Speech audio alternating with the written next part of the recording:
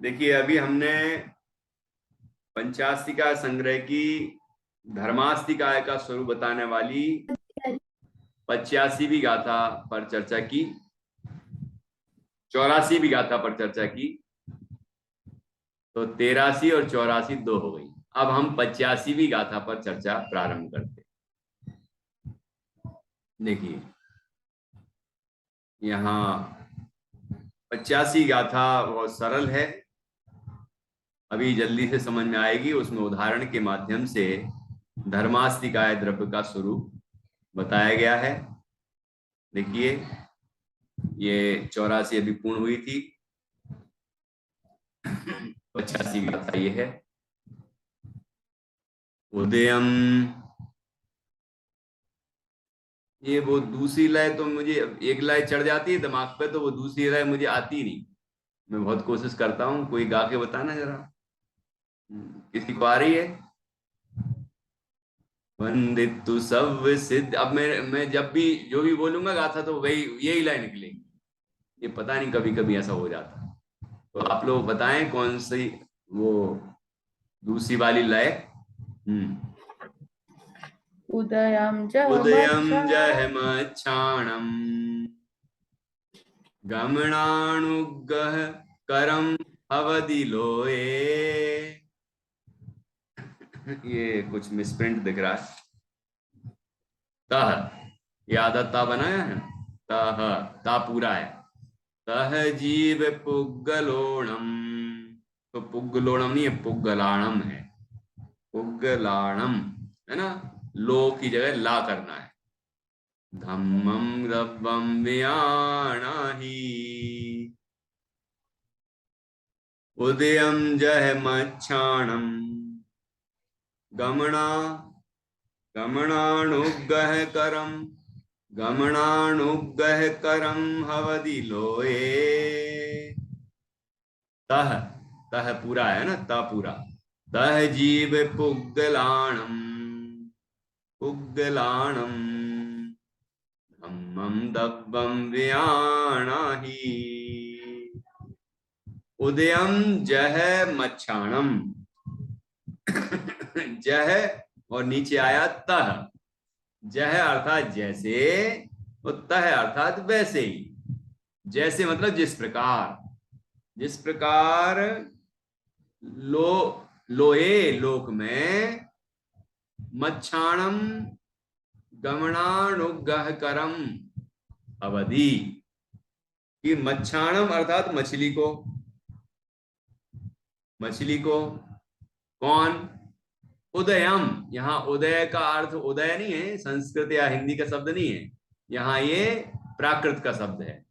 तो यहाँ नीचे संस्कृत लिखा है उदकम, उदक चंदन तंदुल पुष्प कई, है ना। तो उदयम अर्थात उदकम, उदक अर्थात जल। जैसे मछली को जल, लोके लोहे लोहे लोक में जैसे मछली को जल गमन, गमन अनुग्रह करम अवधि। अवधि मतलब होता है, गमन में अनुग्रह करने वाला होता है। अनुग्रह अर्थात उपकार, अनुग्रह करता है। परस्परोपग्रहो, जिसे जीवा नाम कहा, ऐसी परस, ऐसे ही धर्मास्तिकाय द्रव्य गति में उपग्रह करता है। तो जो उपग्रह शब्द आया है, वो यहाँ अनुग्रह शब्द आया है, वह एक ही अर्थ है। और वहां आचार्य ने उसकी टीका करते हुए उसका अर्थ किया है, उपग्रह का निमित्त होना। उपकार अर्थ है उपकार, लेकिन वह निमित्त है। उपकार कहो अब है ना। परस्परोपग्रहो, उपग्रह, उपकार, सहाय, निमित्त, ये अर्थ किया है।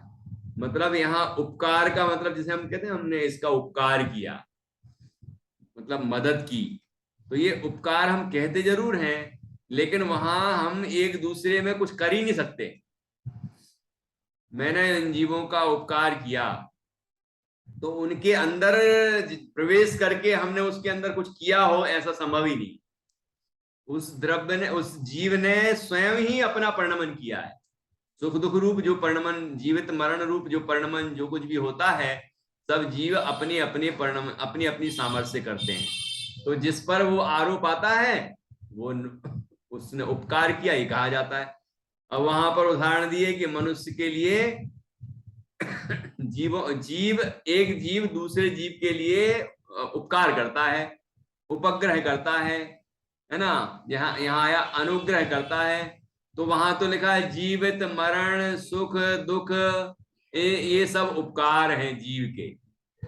अब जीवन मरण सुख दुख ये भी, ये उपकार हैं। तो जीवन का हो तो ठीक समझ में आता है, लेकिन मरण भी, सुख का हो तो उपकार समझ में आता है, लेकिन दुख भी। तो वहां उपकार का अर्थ निमित्त है कि हमने कोई बात कही, आपको अच्छी लगी, आपको आनंद आया, तो आपने कहा कि इनके कारण मुझे सुख हुआ, तो मैं आपके सुख में निमित्त हो गया। फिर हमने कोई बात कही, आपको तकलीफ हो गई, तो आपके जो दुख है उसमें हमारी बात निमित्त बन गई। तो निमित्त को वहां उपग्रह कहा, उपकार कहा, है ना। ये ऐसे यहाँ पर अनुग्रह शब्द का प्रयोग किया है। तो जिस प्रकार जगत में पानी मछलियों को गमन में अनुग्रह करता है, अर्थात उपकार करता है, अर्थात निमित्त होता है, सहाय करता है, तह तह जीव पुद्गलाणम, वैसे ही जीव पुद्गलों को, जीव और पुद्गलों को, विश्व के सभी जीव और सभी पुद्गलों को जब वे गति रूप परिणमन करेंगी तब, है ना। धम्मम दब्बम धर्म द्रव्य गमनानुग्रह करम, ऊपर का जो पद है वो नीचे भी लिया जाएगा कि गमन में अनुग्रह करने वाला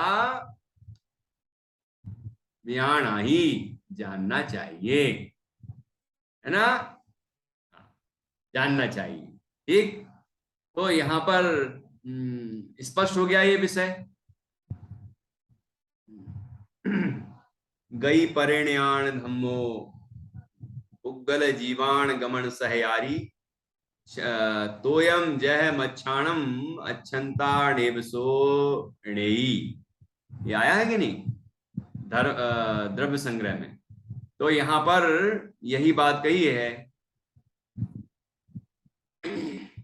अन्व्यार्थ। जिस प्रकार जगत में पानी मछलियों को गमन में अनुग्रह करता है, उसी प्रकार धर्म द्रव्य जीव पुद्गलों को गमन में अनुग्रह करता है, अर्थात निमित्त भूत होता है, ऐसा जानो। इसके अतिरिक्त हमने वहां पर एक उदाहरण और पढ़ा था, आध्यात्मिक उदाहरण था। यहाँ पर फुटनोट में दिख रहा है आपको वही उदाहरण, फुटनोट नंबर 1। जिस प्रकार सिद्ध भगवान उदासीन होने पर भी सिद्ध गुणों के अनुराग रूप से परिणमित भव्य जीवों को सिद्ध गति के सहकारी कारणभूत हैं, ना, उसी प्रकार धर्म द्रव्य भी उदासीन होने पर भी अपने अपने भावों से ही गति रूप परिणमित जीव पुद्गलों को गति का सहकारी कारण है। मतलब कोई भव्य जीव सिद्ध भगवान का ध्यान करता है, तो सिद्ध भगवान तो वहां से यहाँ आते नहीं मदद करने आ जाएं, कि नहीं आते बिल्कुल भी, लेकिन वो भव्य जीव भगवान सिद्ध का ध्यान करता हुआ सिद्धों के जैसे अपने शुद्ध चैतन्य स्वभाव का अनुभव करता है, और स्वयं सिद्ध अवस्था को प्राप्त होके यहाँ से सिद्धालय में पहुंच जाता है। तो उसके सिद्ध अवस्था को प्राप्त करने में, सिद्धालय में पहुंचने में सिद्ध भगवान का ध्यान निमित्त है। जैसे सिद्ध भगवान उदासीन निमित्त हैं, ऐसे धर्म द्रव्य भी उदासीन है। कि जैसे सिद्ध भगवान ने कुछ नहीं किया, वो तो अपने में मग्न थे, है ना। जो कुछ किया वो भव्य जीव ने किया, कि स्वयं उनका ध्यान किया और स्वयं उनके समान अपना ध्यान किया और स्वयं का ध्यान करके स्वयं सिद्धावस्था की प्राप्ति की और सिद्धालय में पहुंच गया। लेकिन आरोप आएगा सिद्ध भगवान, सिद्ध भक्ति को निमित्त कहा जाएगा। यह उदाहरण भी वहां पर द्रव्य संग्रह में दिया है। अब देखिए यहाँ पर यह टीका, इसी 85वीं गाथा की टीका है। ये पढ़िए निधि जी, डॉक्टर निधि जी। जिस टीका, यह धर्म के गति हेतुत्व का दृष्टांत है। जिस प्रकार पानी स्वयं गमन ना करता हुआ और पर को गमन ना कराता हुआ स्वयं गमन करती हुई मछलियों को उदासीन अविनाभावी सहाय रूप कारण मात्र रूप से गमन में अनुग्रह करता है, उसी प्रकार धर्म भी स्वयं गमन ना करता हुआ और गमन ना कराता हुआ स्वयं गमन करते हुए जीव पुद्गलों को उदासीन अविनाभावी सहाय रूप कारण मात्र रूप से गमन में अनुग्रह करता है। स्पष्ट हुआ। यहाँ एक बात बहुत विशेष आई है जो पहले हमने नहीं पढ़ी थी। यहाँ की धर्म द्रव्य स्वयं गमन नहीं करता, ये बात पता तो है हमें, अभी चर्चा की थी हमने कि धर्म द्रव्य जहां है अनादि अनंत वहीं रहता। लेकिन ये बात यहां आई कि वो खुद गमन नहीं करता, दूसरों को गमन भी नहीं कराता। दूसरी बात है ना, गमन भी नहीं कराता। अच्छंता नेवसोडेई, जो नहीं जा रहा है उसको गमन नहीं कराता, नहीं चल रहा है उसको नहीं चलाता, गति नहीं कर रहा है उसको जबरदस्ती गति नहीं कराता। ये उसका स्वरूप है। फिर भी वह गति करने वाले जीव और पुद्गलों के गति में निमित्त होता है, ये उसका स्वरूप। स्वयमेव गमन करते हुए जीव पुद्गलों को उदासीन अविनाभावी सहाय रूप कारण मात्र रूप से गमन में अनुग्रह करता है। ये उदासीन रूप से तो बता ही दिया सिद्धों का उदाहरण देके। अविनाभावी है, जहां जहां विश्व में कहीं भी गति होगी तो वहां पर स्थित धर्म द्रव्य उसकी गति में निमित्त बनेगा। ठीक है, सहाय रूप कारण मात्र रूप से गमन में अनुग्रह करता है। यहाँ अनुग्रह का अर्थ नीचे लिखा है, गमन में अनुग्रह करना अर्थ गमन में उदासीन अविनाभावी सहाय रूप निमित्त रूप कारण मात्र होना। इस प्रकार से यहाँ उदाहरण के माध्यम से धर्म द्रव्य का स्वरूप स्पष्ट किया गया है। अब इसके बाद अब अपनी अधर्म द्रव्य की चर्चा आएगी। इसके बाद जो है ये 86वीं गाथा से अधर्म द्रव्य का स्वरूप बताया गया है और यह स्वरूप भी 3 गाथाओं में है। ठीक है, पहली 2 गाथाओं में स्वरूप है विशेष, और जो अगली तीसरी गाथा होगी उसमें धर्म और अधर्म दोनों द्रव्यों का तुलनात्मक स्वरूप बताया गया है। इस तरह 3 गाथाओं में ये बल्कि चौथी भी है, मतलब 89 नंबर की, धर्म अधर्म की उदासीनता के हेतु क्या है, वो उदासीन क्यों है। तो मतलब 4 गाथाएं आने वाली हैं, 2 में धर्म अधर्म द्रव्य का स्वरूप बताएंगे और अगली 2 में दोनों द्रव्यों की तुलना भी करेंगे और उनके उदासीन होने का कारण भी बताएंगे। इस तरह धर्म अधर्म द्रव्य के लिए अभी समझ लीजिए 4 गाथाएं आने वाली। ठीक है, इसके बाद फिर आकाश द्रव्य की चर्चा 90वीं गाथा से प्रारंभ होगी। ऐसी बड़ी सुंदर चर्चा, देखिए आप कितना, मतलब जब अपन बड़े ग्रंथों का अभ्यास करते हैं तो उससे विशेष रहस्य खुलते हैं। टोडरमल जी साहब ने भी लिखा है, तो इसलिए हम और विशेष ग्रंथों का अभ्यास करते हैं जिससे हमें नए नए रहस्य मिले, पुराना जो विषय है हमारा वो पुष्ट हो और कुछ विशेष प्राप्त हो। इससे हमारे मन में उत्साह भी जागता है, हमारा श्रद्धान भी दृढ़ होता है और हमारे अंदर और रुचि बढ़ती है कि अरे ये बात तो हमने कभी नहीं सुनी थी, ऐसा भी स्वरूप है क्या इसका, है ना। इस दृष्टि से तो हमने इसको देखा ही नहीं, हमने तो बस इतनी ही एक परिभाषा पढ़ रखी थी, लेकिन यहाँ तो कितनी गजब गजब की बातें हैं, है ना। और तो ऐसा समय पढ़ने से हमें जिनागम की भी महिमा आती है, आचार्यों की भी महिमा आती है ना, और हमें हमारा श्रद्धान दृढ़ होता है। और बात जो जो बात बताई गई यहाँ पर वो हमें अच्छी तरह से समझ में आ जाती। तो हमें जो हमारा प्रयोजन है भेद विज्ञान का, वह भेद विज्ञान का प्रयोजन पुष्ट होता है कि धर्म द्रव्य भी एक स्वतंत्र द्रव्य है, वो भी हमारे गमन में निमित्त बनता है, मात्र गमन कराता नहीं है। ठीक है ना, हम गमन करते हैं तब वो गमन में निमित्त होता है। वास्तव में एक द्रव्य दूसरे द्रव्य करता नहीं है, ये बात यहां से भी पुष्ट होती है। ठीक है, तो हम भी एक स्वतंत्र द्रव्य हैं, वो भी एक स्वतंत्र द्रव्य है। यह वस्तु स्वातंत्र यहाँ पर प्रतिपादित होता है। तो हमारी दृष्टि स्वतः ही सब परद्रव्यों से हटकर अपने स्वभाव की तरफ आती है कि हम जब बाहर में कुछ कर ही नहीं सकते, बाहर के जीव हमारे, बाहर के द्रव्य मेरा कुछ नहीं कर सकते, तो मैं बेकार में क्यों विकल्पों में उलझा हूं, मैं तो अपने स्वरूप में लीन होऊं और आनंद प्राप्त करूं। ऐसी प्रेरणा हमें मिलती है। तो इस तरह से हमने अभी धर्म द्रव्य की चर्चा को पूर्ण किया। धर्मास्तिकाय द्रव्य है ना, धर्म द्रव्यास्तिकाय, धर्म द्रव्य भी है और अस्तिकाय भी। हाँ जी, कोई प्रश्न हो तो पूछिए, उसके बाद हम करेंगे। भैया जी, धर्म द्रव्य में उत्पाद व्यय कैसे होता है? उसकी पर्याय होती है कि नहीं होती?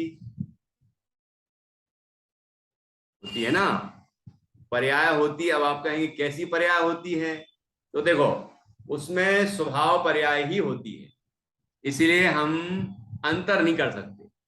जैसे हमारे अंदर स्वभाव पर्याय विभाव पर्याय दोनों तरह की होती है। अभी जैसे क्रोध मान माया लोभ आदि विभाव पर्याय चल रही हैं, फिर इनका अभाव होकर उत्तम क्षमादि भाव या वीतरागता पर्याय प्रकट होगी।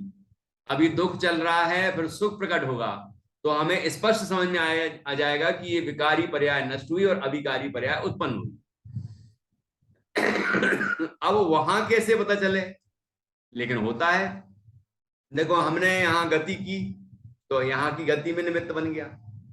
वहां गति हो रही है, वहां गति हो रही है, दुनिया में कितनी गतियां हो रही हैं, मतलब गमन हो रहे हैं। तो जहां जहां जिस तरह से गमन हो रहा है, उन सब के गमन में वो निमित्त बन रहा है। तो अब गमन में निमित्त होना ही एक पर्याय है। उसकी नई नई पर्याय जो होती है प्रति समय, वो सब द्रव्यों के गमन में, सब द्रव्य मतलब जो गमन कर रहे हैं उन सब द्रव्यों के मतलब जीव और पुद्गल ही गमन करते हैं। तो जीव और पुद्गल द्रव्य जो गमन कर रहे हैं उनके गमन में वो निमित्त बनता है। तो अब उसमें नई नई नई नई ऐसी ही पर्याय होती। ठीक है, अब ये इतना तो समझ में आ गया कि भाई उत्पाद, उसमें नई नई पर्याय होती है। तो नई नई पर्याय होती है, तो नई पर्याय का उत्पन्न होना वो उत्पाद, और पूर्व पर्याय का विनष्ट होना वो व्यय, और उसमें ध्रुवता रहती है, वो वही का वही बना रहता है। इस तरह हम उसको समझ सकते हैं। इसमें आगम का आधार मुख्य है और अनुमान से ये बात समझ में आती है ना। बाकी जो हम जीव और पुद्गल के संबंध में समझ लेते हैं, उतनी उतनी बात उसमें धर्म द्रव्य अधर्म द्रव्य आकाश द्रव्य काल द्रव्य में नहीं समझ में आएगी। इसको समझने के लिए हमें जीव और पुद्गल का सहारा ही लेना पड़ेगा। जैसे जैसे काल द्रव्य को सिद्ध करने के लिए जीव पुद्गल का सहारा लेना पड़ता है ना, ऐसे ही धर्म द्रव्य को समझने के लिए भी जीव पुद्गल का ही सहारा लेना पड़ेगा। तो उसमें नई नई जो पर्याय होंगी वो उत्पाद, पूर्व पर्याय विनष्ट होगी ये व्यय, और वह मूल स्वरूप से वही का वही रहता है जो उसका स्वरूप है ना। तो ध्रुव, ये इसमें समझना चाहिए। ठीक है निधि जी, डॉक्टर निधि जी, चलिए और कुछ प्रश्न हो तो बताएं। बाकी तो सरल विषय है, हमने द्रव्य संग्रह में ही पढ़ा है। चलिए, तो जिनवाणी स्तुति करेंगे। एक जिनवाणी स्तुति बोलें निधि जी। निधि निज में बताई, यह अनंत उपकार है।